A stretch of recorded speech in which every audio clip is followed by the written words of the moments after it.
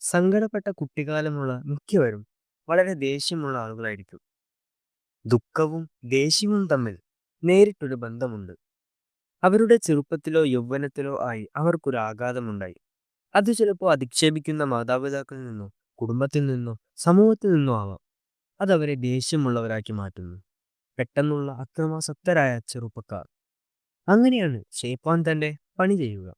അള്ളാഹുവിന്റെ വാക്കുകൾ കൊണ്ട് നിങ്ങൾ ആ തീ അണയ്ക്കണം. വെള്ളത്തിന്റെ ഉപമ ഉപയോഗിച്ച് അള്ളാഹു വെളിപാടിനെ നിരന്തരം വിവരിക്കുന്നതിന് നിങ്ങൾ എങ്ങനെയാണ് കാണുന്നത്? ഖുർആനിലെ മഴയോടാണ് ഖുർആനെ താരതമ്യം ചെയ്തിരിക്കുന്നത്. എന്തുകൊണ്ട്?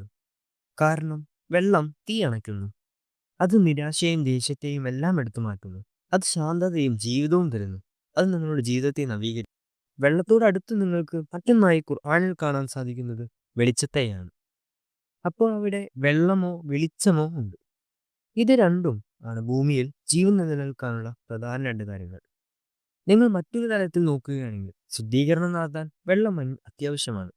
ശുദ്ധീകരണം നടത്താൻ വെള്ളം അത്യാവശ്യമാണ്. അതുപോലെ ഇരുട്ടിന്റെ അഭാവമാണ് വെളിച്ചം. വെളിച്ചം ഇരുട്ടിനെ ഇല്ലാതാക്കുന്നു. അതുപോലെ വെളിച്ചം നിരാശയെയും ഇരുണ്ട വികാരങ്ങളെയും ഇല്ലാതാക്കുന്നു. ദേഷ്യം, കോപം, നിരാശ, അസൂയ ഇതൊക്കെ ഇരുണ്ട വികാരങ്ങളാണ്. വെളിച്ചം ഇതിനെല്ലാം മാറ്റുന്നു. എന്നിട്ട് എല്ലാവരുടെയും പ്രകാശം പരത്തുന്നു. ജഅൽ ഹഖ വസഹഖൽ ബാത്തിൽ. അള്ളാഹുവിന്റെ വാക്കുകളുടെ പങ്കാണിത്. നിങ്ങൾ ആ വാക്ക് പുനഃസ്ഥാപിക്കണം. ആ പങ്ക് പുനഃസ്ഥാപിക്കണം. ചില ആളുകൾക്ക് നിർഭാഗ്യവശാൽ ദേഷ്യം വരുന്ന സ്വഭാവം ഉണ്ടാകും. അവർക്കൊരു വ്യക്തിത്വ വൈകല്യമുണ്ട്. അവർ ദേഷ്യപ്പെടുന്നു. അപ്പോൾ അവർ ദേഷ്യത്തോടു കൂടിയാണ് ഖുർആൻ ഓതുകയും പഠിപ്പിക്കുകയും ഒക്കെ ചെയ്യുന്നത്.